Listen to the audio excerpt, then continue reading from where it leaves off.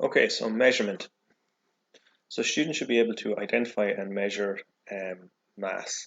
So that's what we're going to focus on now in this lesson, this idea of what we mean by mass and how do we measure mass.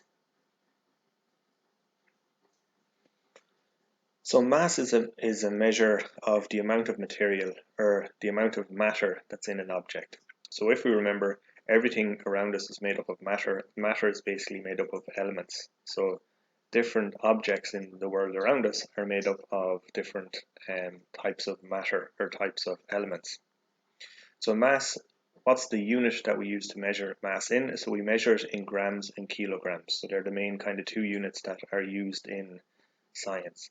So the tool then that the scientists will use to measure mass, we use the digital electronic balance, so it looks like this. And we also have triple beam balance as well, something like this as well. So depending on how accurate your measurement needs to be, we can use different types of basically balances, mass balances to measure mass. So people think often they think that when they measure, so if you step on a weighing scales, for example, you're measuring weight, what you're actually measuring is you're measuring mass. So normally your mass will be in kgs or grams, and sometimes they use stone, but again we're trying to kind of move towards using a universal metric system, so we like to use gram or kgs. So we want to try and get an idea of what exactly is mass and what do we mean by mass. So everything around us, all the objects around us, are made up of these substances called elements. So we have this thing here that's called the periodic table, and that basically it's an organized structure that structures basically all of the elements that make up everything in the world. So essentially, if you like, these are these elements. Each of these squares is representative of one of the many different elements that are make up everything that's around us.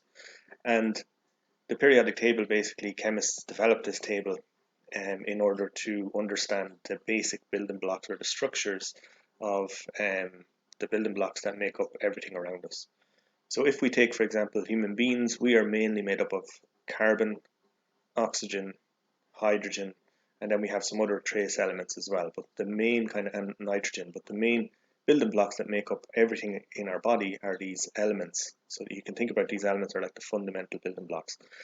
And each element, so what is it that makes, for example, hydrogen different to helium? It is the atomic structure. So one way to kind of visualize, you can think about atoms, these things called atoms, you can think about them as like tiny particles like this. Okay, just little spheres like particles. And this is where we get this idea of particle theory. And they're not as simple as just tiny little particles. Now, these are extremely small. So if you like a more kind of detailed structure of an atom is this guy here. So the particles actually look something like this. So you have what are called subatomic particles. So you have these electrons that are on the outside in these shells. They orbit around the nucleus, and inside the nucleus you have these what are called subatomic particles, protons, neutrons, and they are made up in the nucleus. So those kind of elements that make up an atom are protons, neutrons, and then electrons.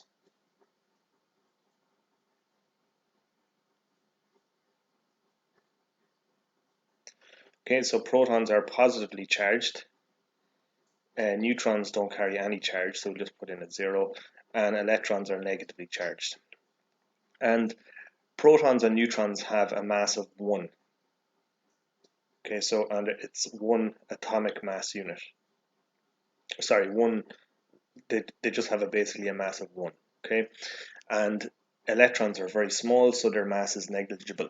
So basically, where does the mass of an atom comes from? It comes from the nucleus of the atom, and it comes from the protons and the neutrons. So the protons and the neutrons, they are stuck together, if you like, in the nucleus of the atom. Now, we're looking at, if we have a look here, so we have pieces of lead. So anybody that's into fission, you'll know that lead is quite a heavy element, so it is, and it's used to weigh down lines when you're fishing. So we have to kind of think about like why is element so like why is it so heavy? So if you were to take a piece of aluminium and you had the same amount of aluminium, you would notice the difference in the weight, okay, of both of them. And why is that? Well, if we take lead, so lead is the 82nd element on the periodic table. So this is where lead is on the periodic table. Each box, it doesn't show them here, but when you have a more detailed periodic table, each element has its chemical symbol, which is this. In lead's case, it's Pb, so it's the chemical symbol. It's going to abbreviate it as Cs. You have this number at the top here, which is known as the atomic number.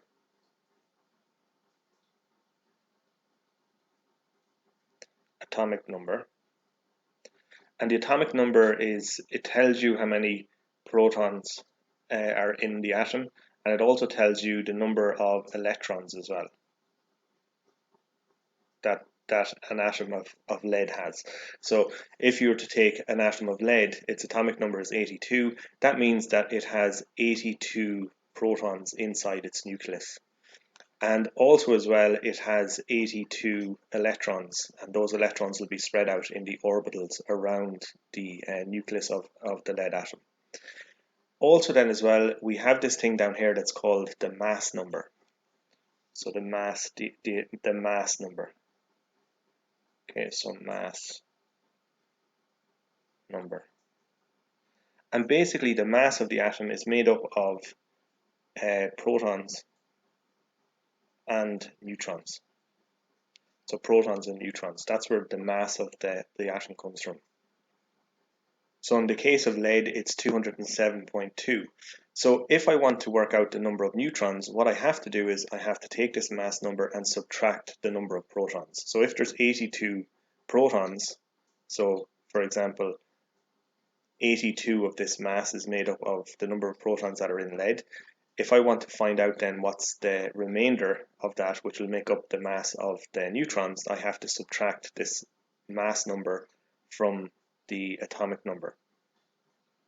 So if I subtract both of these from each other, so for example, if I take, and I'll just round this up to 207, so 207 minus 82, that's going to be equal to 125. So 125 masses. So remember, the mass of a proton is 1, the mass of a neutron is 1. Okay, so if 82 of this mass is made up of protons, then the rest, 125, is made up of neutrons. So there are 125 neutrons then present inside the nucleus of an atom of lead. And the same, so there's 82 protons and 125 neutrons inside the nucleus of an atom of lead. So that means and the mass of an atom comes from the number of protons and neutrons that are present inside the nucleus of the atom. So therefore, an atom of lead is quite big. You know, it has over 207 subatomic particles inside its nucleus, and that's what kind of makes it like quite a big and heavy element. But in relation to objects, that's where their mass comes from. So when you're measuring mass, you're measuring the amount of protons and neutrons that are present in all of the atoms that make up the structure of the object that you're measuring. So that might be a piece of lead, like something like this, or it might be, you know, an object that's made up of more than just lead atoms. So if we look at each of these here, so these are all pieces of lead, and assume that it's pure lead. So there's literally no other types of atoms inside each of these objects, only lead. What's the difference between each of these? So each of them are going to have a different mass. Okay, so this is going to have a bigger mass than this down here. So the difference is between all of these is the number of atoms that are present in each of the objects. So if you're to take this first object here, for example, let's just say for example, in this there might be, so okay, this amount of atoms of lead, whereas in this object here there's going to be much less.